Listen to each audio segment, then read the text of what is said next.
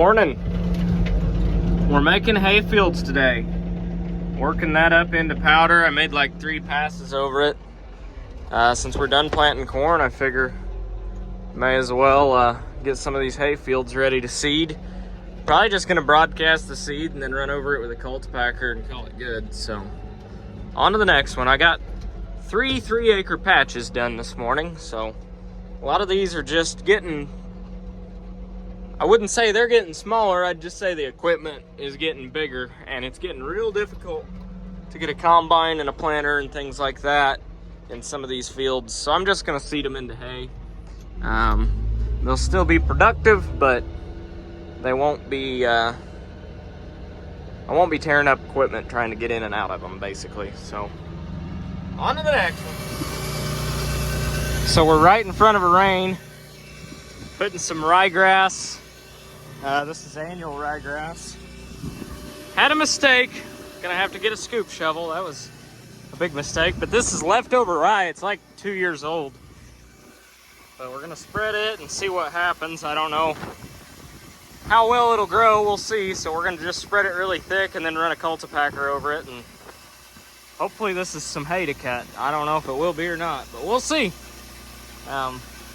It's not ideal, but it's what I got laying around the farm, and it's already 2 years old, so I need to do something with it. So may as well try and cut it for hay. So far, so good.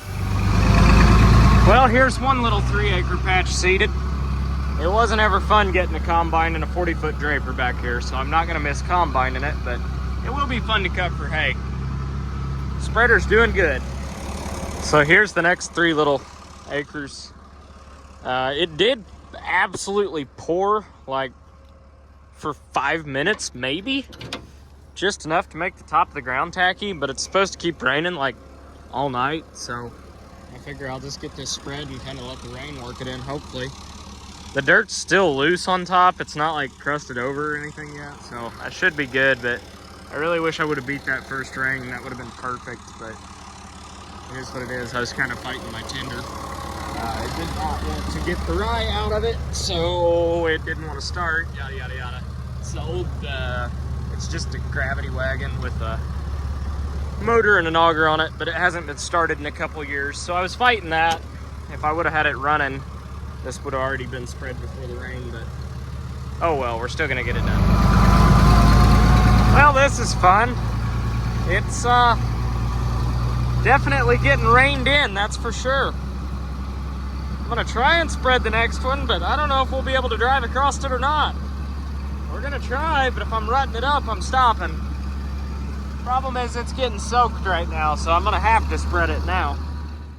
Well, I am soaked to the bone, and as you can tell by looking at the spreader, there were complications, but I got everything except for like 3 acres spread, and I actually have some extra rye that's now stuck to the sides of the spreader, so that's gonna smell really good. Since it's fermenting, I might have to brew it into something, I don't know. But anyhow, got it spread. I think I spread somewhere between 250 and 300 pound an acre, so even if half of that comes up, that will be extremely thick hay. So also complications there. We're just not going to talk about that. It's thundering a lot. I don't know if you guys can hear it or not, but honestly, that was a perfect rain for all the row crop stuff that is planted. Like some of the soybeans, the very, very last ones that I planted, the majority of them all were up and looked really good, but there were a few spots where they were crusted over. So this rain actually is perfect for them. They were definitely still trying to push through, so now that the ground's a little bit wet, I'm sure they will. Corn's looking great, that's up. So I'm not upset that it's raining at all. I know, I'm sure some people are, because a lot of people aren't done planting, which I'm not done either, but I'm pretty close. So I've got a little bit of beans left to plant, and then that's it. So hopefully this rain will pass, and I don't know, we got probably a half inch or so, and gonna grab the Magnum and the planter and put them up. I don't really like letting them get wet at all, but I don't know that it's really gonna hurt it too bad either. I don't know how it's any different than power washing it, honestly. But gonna get that put up, put in the shed, and dried off, and I'm gonna head home.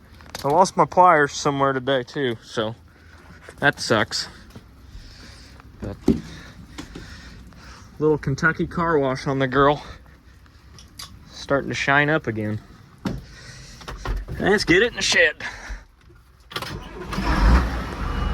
And so my game plan with that rye is actually probably going to be to bale it green. If my baler will handle it, I'm going to bale some of it green. I don't know if the baler, I can't talk. If the wow, I cannot talk. Baler, that's the word I'm looking for. That's what I'm trying to say. If the baler will bale it green, I'm hoping it will. There's a guy down the road that's got a hay wrapper. So we'll bale it green, bring it here to the farm, and then wrap it. And then I'll basically feed it as silage bales. So about half of my hay will be grass hay, and about half of my hay will be that rye baled green. I don't know if I'll bale it all green, but I'll bale some of it green, have it wrapped, and they'll basically be silage bales. And let them ferment for a while and feed grass hay. And then once it's what I think fermented, I guess, I'll go back and start feeding that again, I guess. I don't know. I don't know. I'm not real experienced when it comes to the cattle hay. I mean, we've had cows in the past, but I'm definitely not an expert, and I'm not going to claim to be. It is very, very tight pulling in this shed. Very, very tight. But anyhow, you don't know till you try. So basically what I'm getting back into cattle for is I took some ground out of pasture that shouldn't have ever been taken out of pasture, right here behind the farm. There was a reason that it was always pasture. It's washing, it needs to be pasture. So basically I want to put that back into pasture. It's ground that is extremely rough. It lays really, really weird too, and your rows are curving and weaving, and I mean, it's only like, I don't know, I'm probably gonna fence back in around 20 acres, I'd say, but I'm gonna have a lot of hay, a lot of little patches here and there that I've been farming for years, since I started farming. Basically, they're what got me started farming, was all the little patches. But with a 16-row planter and a 40-foot head, and they're hard to get in. And like 2 years ago with the 2388, I nicked the auger off a tree, and to replace that, it cost more than what I made off of all those patches combined. So it's like, if you tear up a piece of equipment trying to get in these little patches, there went all your profit. So is it worth doing them? Is it not? With the big equipment, I'd say no. So I guess this means that we're not going to finish planting this week. We got 2 inches last night, and I bet we've got every bit of a ½ inch in about, I don't know, the first 5 minutes of this was a monsoon. It's died down now, but it's watering out, that's for sure. I'm gonna go home and get something to eat, I guess. We're getting a strong wind out of the east. That's never good. I parked in my garage here since the tillage tools aren't here. Gonna move my wife's car in here too. I don't want to pay for hail damage, and I got insurance, but I really don't want to screw with that. Well, good morning, YouTube. We got another monsoon last night, so I came back here. It's like the third monsoon we've got in 3 days. I've lost count of how much rain we've gotten, but beans are up. They look really good. Really healthy looking. But I came down these 3 terraces that we put in. There's the second, and the third's way up there. Have held very good. We don't have any washouts, and none of these have blown out yet, so that's good.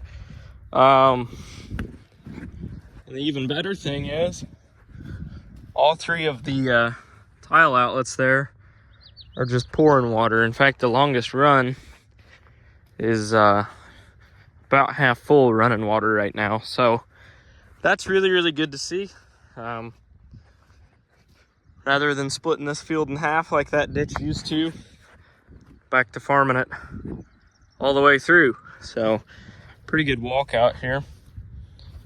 We did get some hail. There is some hail damage on these beans, but nothing major that they won't come out of.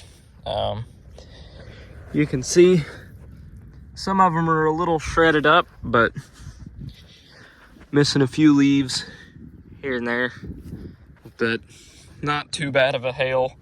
I just chewed them up a little bit, but they're young enough, they'll be fine. So they're looking pretty good.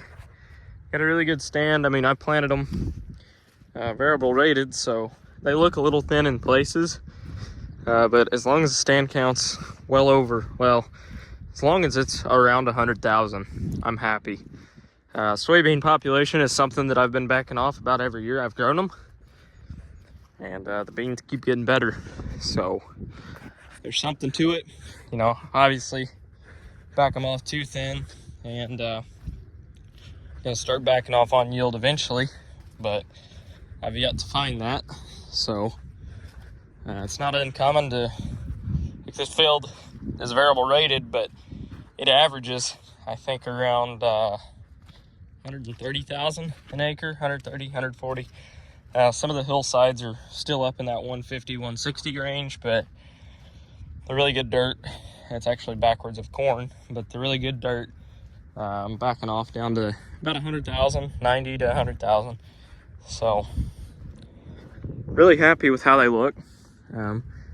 You can see we definitely still have some erosion, but we moved a lot of dirt right here. And I did work this just to get it leveled up, but we moved a lot of dirt with the skid steer and the box blade and stuff to fill this ditch in. Unfortunately, it wasn't completely dry. So there was some ruts just in the ditch when I planted this, but honestly, being that that's got tile under it, I would say that would be gone by today. A lot of that's going to seep right down into the tiles. Tile's not super deep, so not too concerned about that, especially seeing how much water is coming out of the tile, and they're not really very much at all flowing in through the riser pipes. So most of it is seep water. So these puddles and stuff are getting down into the tile and flowing out. But overall, I'm pretty happy with how this turned out. Probably will shove some more dirt back in this after the beans are off of this, just to kind of make it a little more gradual and leveled out. But we did the best with what we had at the time, which was limited time and limited equipment to do so. Didn't have a dozer or anything like that, so we made do with what we had. Overall, it's way better than farming around the field. Like it's 2 different fields basically, and way better than watching all the dirt go down the ditch too. So pretty happy with how it turned out. Pretty happy with how these beans look too. I mean, they've definitely got chewed up by hail some, but overall I think they'll be fine. So anyhow, just a little update. It's muddy. I'm gonna catch up on bills and paperwork this morning because not really a whole lot else I can do. See, from the front of the farm, everything looks pretty nice and clean and decent looking. But then from the back of the farm, there's just junk everywhere. So my goal this summer is to clean up junk. I just want to de-junk and clean this place up. We'll see if that actually happens or not, because I'll probably bring in more junk as I'm de-junking, but that's what I want to do. I have good intentions, let's put it that way.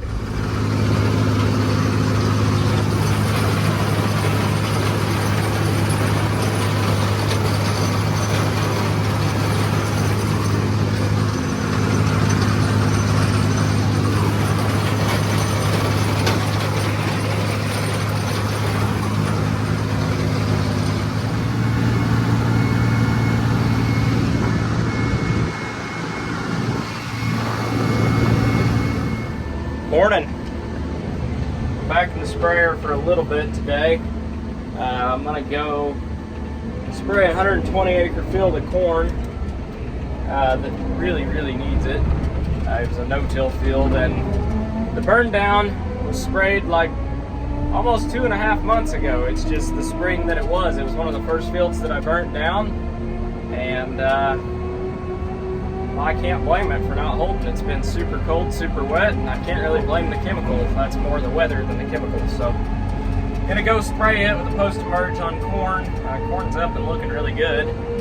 So we're gonna go hit that this morning. I cut some hay last night. Now we got rain in the forecast tomorrow, but it was really thin hay, and I'm hoping we can bale it up later this afternoon. I think we can if it dries. We're having a really good day for drying right now.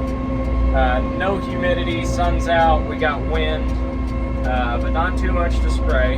It's questionable, but basically the reason I cut hay with rain in the forecast is a guy called me and said, hey, we're putting a subdivision in this big field, but we need it mowed down as soon as possible.